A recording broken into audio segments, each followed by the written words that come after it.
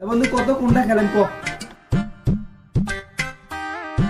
আরে বন্ধু এই রেডটা খা, রেডটা কোন হিসেবে মোর রেডটা খা?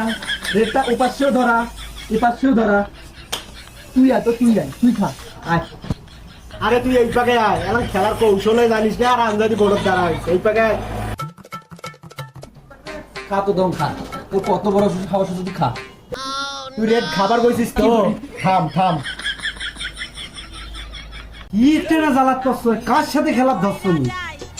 খেলায় না রে অভিনয় করে, আমি তো চিনতে করি ভালো লাগছে। ভাই দেখো তো কেমনটা লাগে। আবার কইছিস তো, দেখ কেমন করি খা।